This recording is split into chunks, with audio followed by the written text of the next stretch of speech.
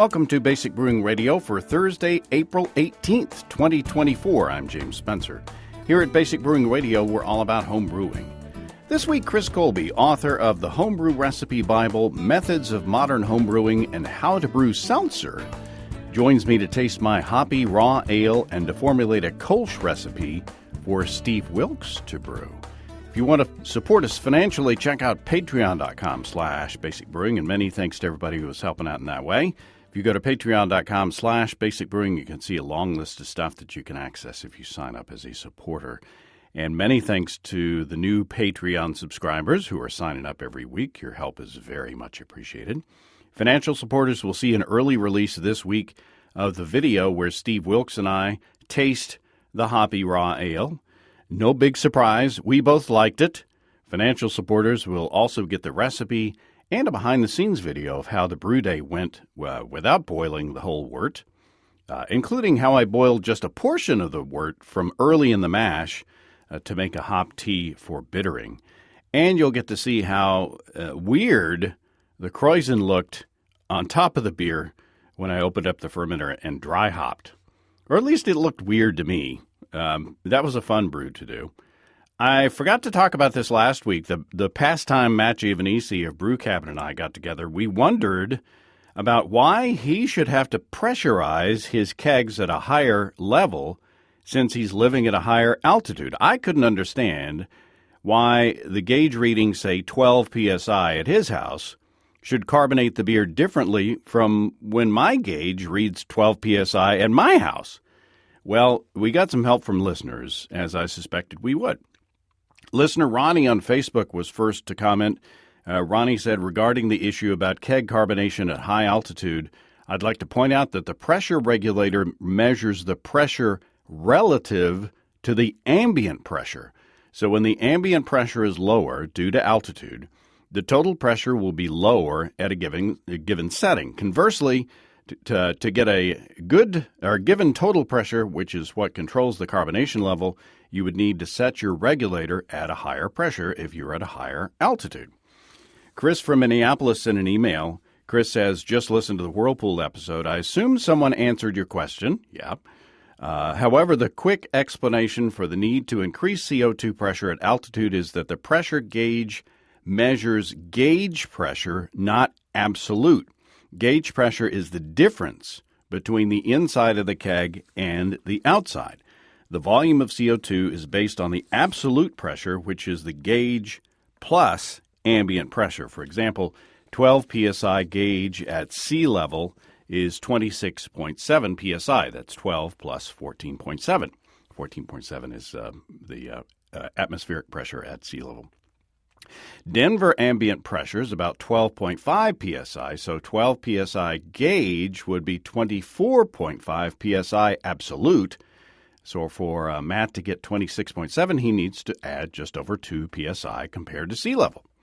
Pressure gauges that measure absolute pressure are more expensive, plus gauge pressures are more important for safety because the strength of the keg is based on pressure differential rather than absolute. That makes sense. And listener Bill wrote in with the pithiest response. Bill said, check out the difference between gauge pressure and absolute pressure. So, excellent. Thanks, y'all. That makes perfect sense. I knew that we could depend on you for information, for good information. I appreciate your taking time to write in. You can also depend on yeast from our friends and sponsors at Imperial Yeast. See what it did there? With 200 billion cells in each easy-to-open package of Imperial Yeast. My stir plate is dusty because I don't use it anymore to make starters for moderate gravity 5-gallon batches. Back in the day, some of you may remember, it was pretty much a given that if I used liquid yeast, I'd feel like I had to make a starter or face lag times of around 24 hours or so. Well, not anymore. My airlocks are usually bubbling before bedtime without a starter. And with this Hoppy Raw Ale, the seasonal Kveik yeast A37 Pog was bubbling by supper time, just a couple hours after I pitched. I pitched it at 90 degrees Fahrenheit, or 32 C, and then moved the wort inside into the guest bath. But Pog was very happy. I get some nice lemony character that I think is coming from the Pog. and I'm looking forward to tasting what I get from fermenting at higher temps on the hot porch.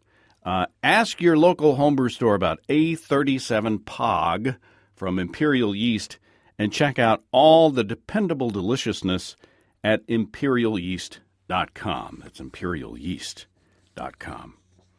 Okay, everybody, buckle up. Let's talk to Chris. Chris Colby, welcome back to Basic Brewing Radio. Hey, James. Thanks for having me on the show. Sure. I'm really excited about this one because we're going to not the second part, the formulating the recipe part, I don't think is going to be very challenging. But I'm excited to have you taste the beer that I sent you, the beer that we formulated last time based on Mika Leitinen's suggestions in the conversation that I had with him on brewing a Hoppy Raw Ale. So it's something a little different. And, it's a little unconventional as far as, quote-unquote modern brewing techniques are concerned. But I'd be interested to get your take. Have you had a raw beer before? This will be my first. Ooh. I'll take a little cheater sip there before I read the recipe. So here's the recipe. This is a 5-gallon or 19-liter batch. It was 12 pounds or 5.4 kilograms of Vienna malt, and that's it. This is a smash beer. So what I did was I mashed in or doughed in to get a temperature of 148 degrees Fahrenheit or 64.4 C. So into 7 gallons or 26.5 liters of water at 158 degrees Fahrenheit or 70 C, I doughed in, stirred around, and achieved my initial rest temperature of 148 degrees Fahrenheit or 64.4 C.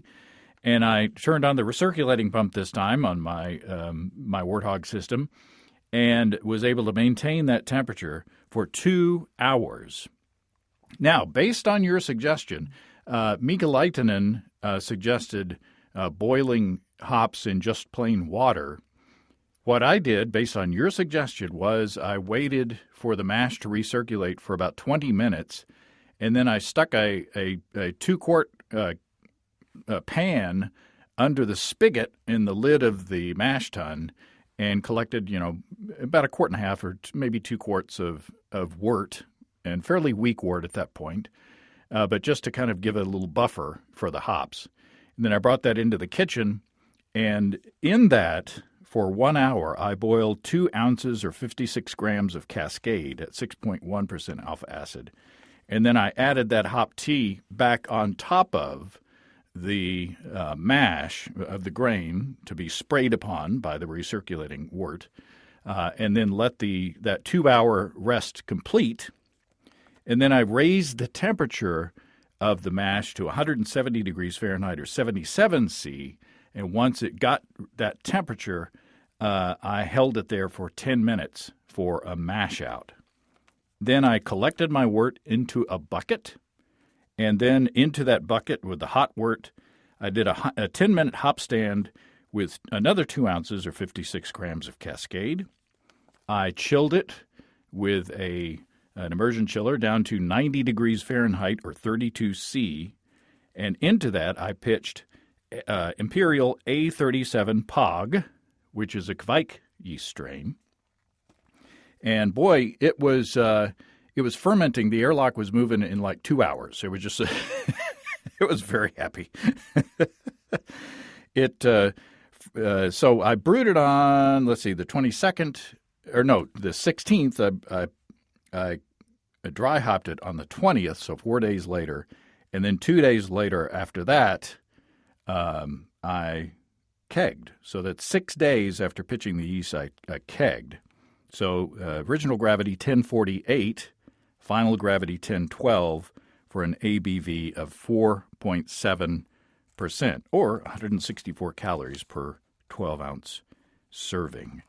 So that's the beer. No boiling. But as we discussed on the previous show, it was pasteurized by the temperature of the mash. We did the isomerization of the hops with the little hop tea. We didn't concentrate the wort, so the first running or is what you get with this. So it came out to 1048. But I guess the proof of the pudding is in the tasting, as they properly say. So, what do you think of the beer? This is not for me. What? I don't know. There's the aroma and the flavor. I remember what he said about what flavors it enhanced, and I think that you got those flavors out of the beer, but it's just not for me. What are you tasting? Because maybe it's the bottle. Maybe I screwed up on the bottling. Because I don't know. What I get is a citrusy from the Cascade. I also get lemon, probably from the Pog. But then there's also a nice grain, multi-grainy background. I think that's what's getting me. I think it's very reminiscent of sort of raw grain, which I like as for cereal or whatever. But yeah, there's something about this that's I don't know. Huh? I wonder if it's that bottle. Or I can try another one later. But yeah. Well, that's disconcerting. Steve and I, again, Steve is the second one of these beers that on the audio show it didn't go over, but Steve and I on the video podcast, fresh out of the keg, we like it. We liked it. I don't know. Okay. Well, yeah. I think this is more of a, like I said, I remember what he said that the technique did, and I think it did all that. I just think it's not to my liking. So not a technical problem, but So does it taste unfermented to you? No, it doesn't taste wordy. It's like almost a grassy raw grain character. Huh? Not quite raw because it's been malted, but I'll try it again. Well, why are you doing that? One thing that I noticed that was different from any other beer that I've brewed or that I remember is when I went to dry hop, the protein was kind of, I guess, so thick in the krausen that it was almost like on top of a key lime pie or like a coconut cream pie. Right. The krausen was so thick that I tasted it to make sure that it was okay, and it tasted fine. And by the time that I kegged, it had fallen back in, and there was hardly any trube in the bottom of the bucket. Because I guess all the protein is still in the beer solution. Yeah. But something you don't like. Yeah, it's just not to my taste. It again, like I remember what he said, and I went to his website and read all that, and I think this is what he wanted. I think this is the goal. It's just not for me. I was thinking you were going to like it because I like it quite a bit. Well, there you go. We're nothing but honest here on the show. Well, shoot. Because I'm not getting that. I'm just curious. Why don't you run and get the other bottle? And do you mind? Nope. Just to make sure that it's not a bottle flaw. Right. That's a good idea. Yeah, both of these taste exactly the same. Huh? Well, darn. Well, the fact that they're both the same here means, yeah, it's not like a contamination problem or something. That's how the beer is. Right. And I'm wondering if you like it and Steve likes it and I don't, I'm wondering if it's one of those things like cilantro. Like some people are like, oh, cilantro, that's good. And other people are like, ugh, it tastes like soap. Yeah, it could be. I wonder if there's a palate difference. It could be. Because otherwise, it's clearly, like I said, it's not contaminated or something like that. There's something in the flavor that's just off-putting to me. Well, I sent samples today to Matt and Josh, the other recipe development participants. So sure. So I'm not going to tell them, what your feedback was or Steve and my feedback was, and just see what they think. And then you can just erase the tape from the show. Nobody will, no one will ever be the wiser. Or just insert like a robot voice. This is great. I'll edit clips from previous shows with you. This is great. I really love this. Hello, Smithers. I like when you turn me on. This is a very short first part of the show, then, because we, usually we talk a little bit about, what we would do different, or just tweaking the recipe. But it sounds like you would rather boil the beer. You would rather boil the. I mean, there's what IBUs were you shooting for? 30. 30. Do you taste? Does that 30 IBUs to you? It seems a little low. I think it was 30. I think. Okay. But I mean, does it taste like a 30 IBU beer to you? No, probably not. I mean, I think that it is adequately balanced. It's not as bitter as like an American Pale Ale. Right. But again, you remember, I poured that hop tea on top of the mash. Right. And maybe if I had poured that hop tea like directly into the fermenter, right, you would certainly get a bigger bitter charge out of that. But also the volume of hop tea you boiled was fairly low. Yeah. So for that to bitter the whole batch, that would have had to been like super, super bitter.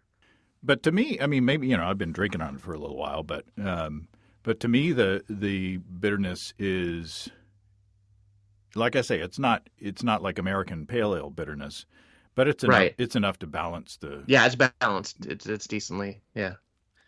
So shall we talk about a beer that may be more of your liking? Sure. I did. I talked the other day to Casey up at Imperial, and just checking in. And I said, "Well, what should we brew next? It's springtime. What should we brew on this recipe development show?" And she said, "What about a Kölsch?" And I said, "Well, that sounds like a great idea." And so she sent me a packet of Dieter from Imperial, which is a Kölsch yeast, G03 Dieter. And so I was eating lunch with Steve yesterday before we shot video, and he said, I think what I'm going to brew next is something for springtime, something like a Kölsch. So I said, "Hey, you want to brew this Kölsch that Chris and I are going to formulate tomorrow?" And he said, "Sure."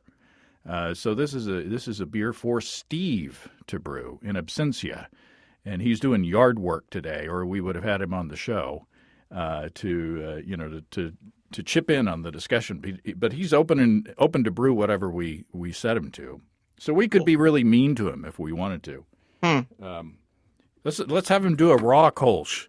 And raw Kölsch. There you go.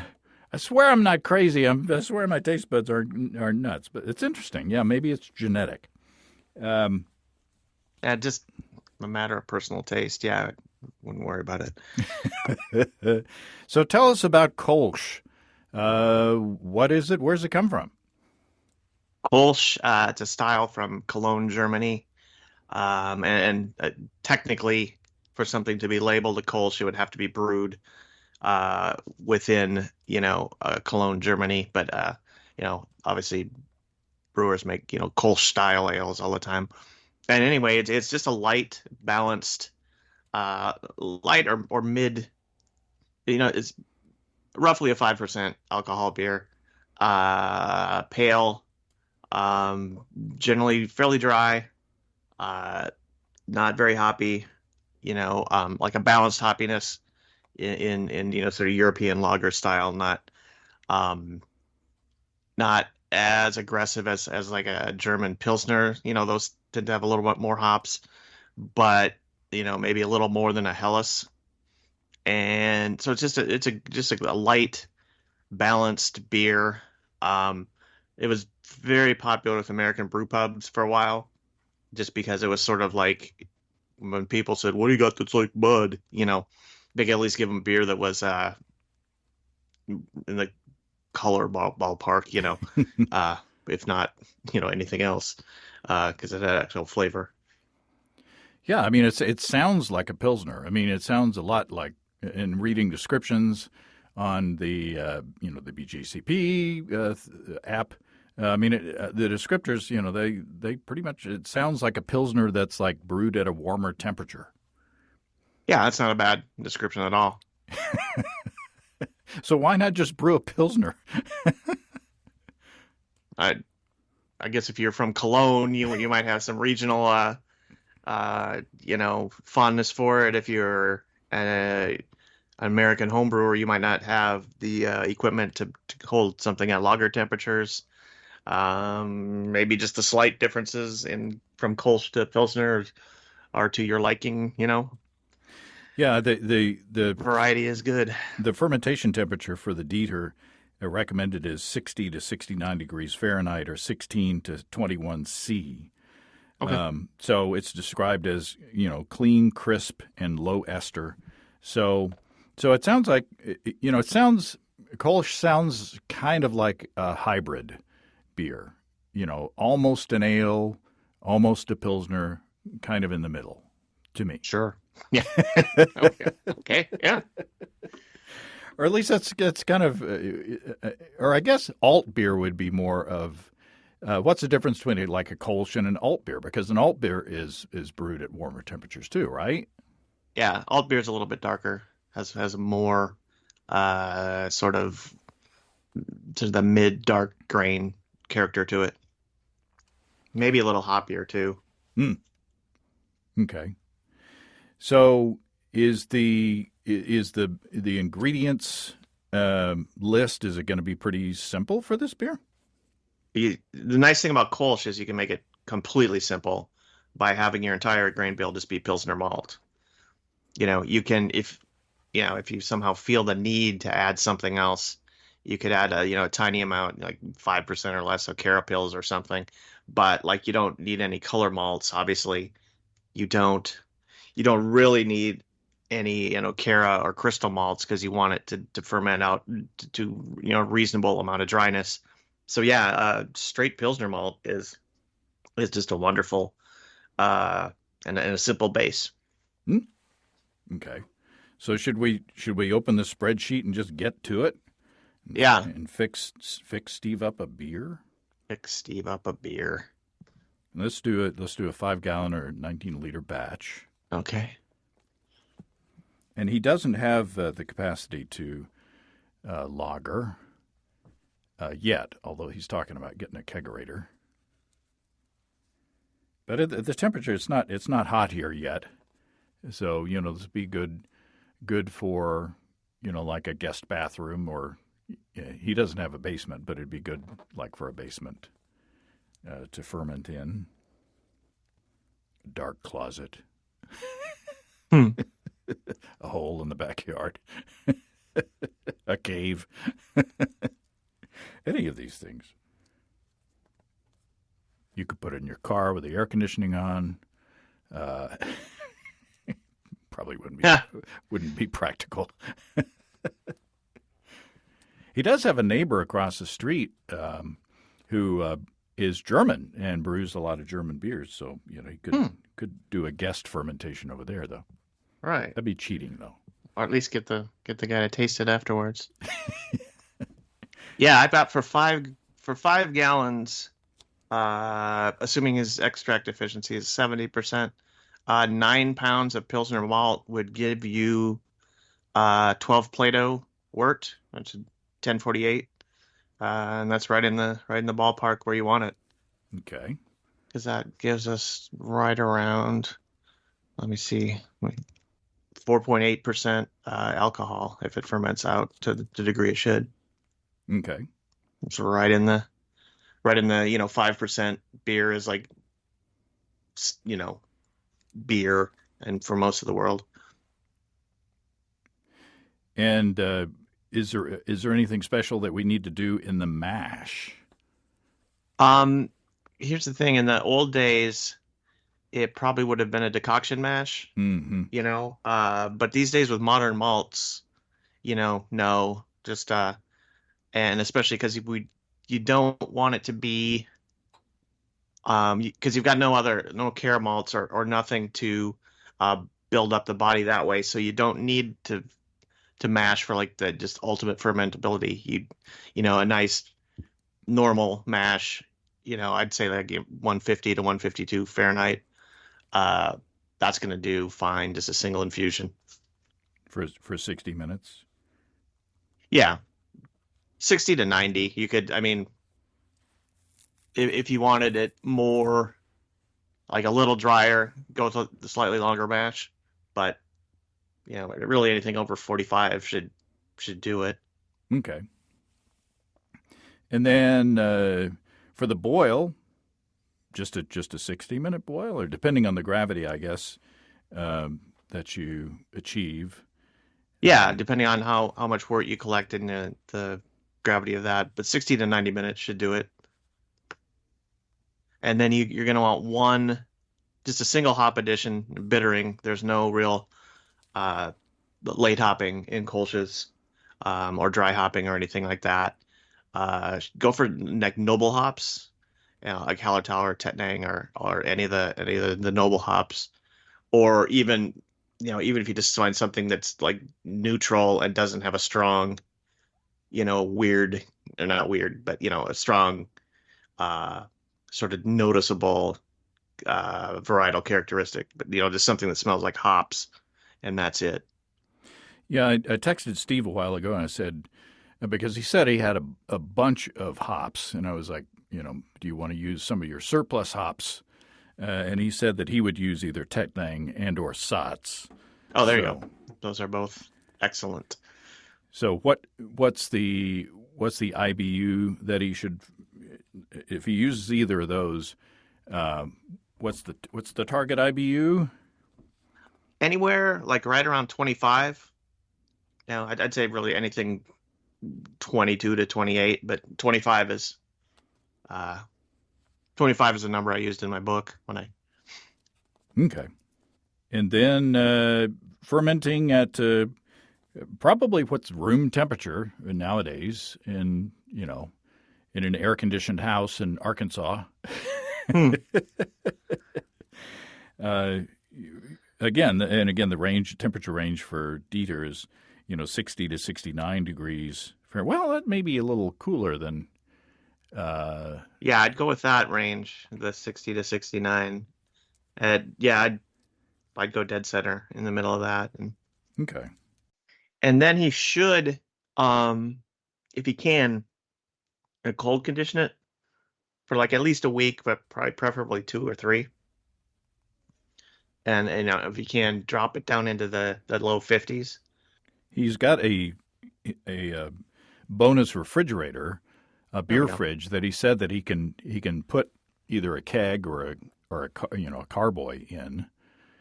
So maybe he could, after primary fermentation, maybe he could rack into a secondary maybe and just stick it in the fridge. Yeah. One thing to look though, if you racks it to a secondary fermenter, you have to make sure that when you put the beer in the fridge to cool down, that the liquid in the airlock doesn't get sucked back into it. Oh yeah.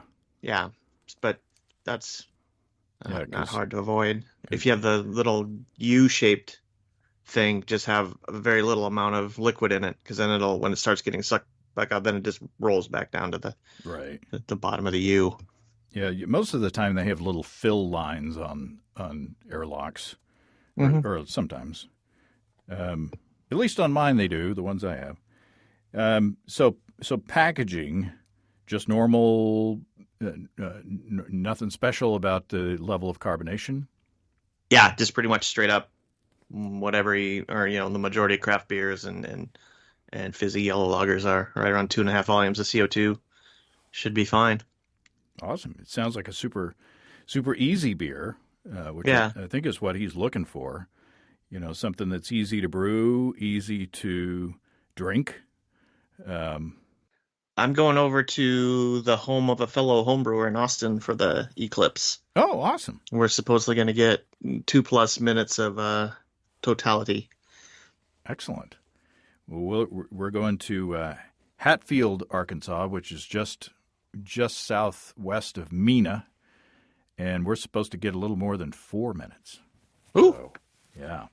Been planning this for a long time, ever since we saw the one in 2017. I said, I want to see another one. When can we see another one? When's another one? And then the next total one in the neighborhood is going to pass right over our house, and that's going to be in 21 years. Wow. So, yeah, I've got to eat my Wheaties and take better care of myself if I want to see that one. All right. Well, have fun seeing the eclipse. I hope to. And maybe drink a good beer while you're over in Austin. They have some there. That's what I hear. That's what I've experienced. All right. Thank you, sir. You're welcome. Many thanks to Chris. I swear I thought he'd like that raw ale. Steve and I certainly did. I don't think I'm crazy. And I hope that Steve is not just saying, ooh, that's great when he doesn't like it. But even off camera, he was like, man, that's good. Anyway, I've sent out samples to others for tasting, not because Chris didn't like it, but because I was going to anyway. And now I'm nervous about what they'll think. So, in other news, Steve reports that the Kölsch is already brewed and is cold conditioning in the secondary. So looking forward to tasting that. If you have brewing questions, show suggestions, or just want to say howdy, write to james@basicbrewing.com or just fill out the contact form on basicbrewing.com. And please don't forget to tell us where you're from. Check out our mobile-friendly shop at basicbrewingshop.com. Thanks to everybody supporting us through our Patreon page. Special goodies coming your way. Check that out at patreon.com/basicbrewing. That's all until next time. Until then, thanks for listening, everybody. I'm James Spencer. Production help for Basic Brewing Radio and our website is provided by Kelly Dotson. Basic Brewing Radio is a production of Active Voicing. We'll talk to you next time, everybody. In the meantime, stay well and stay tuned. So long.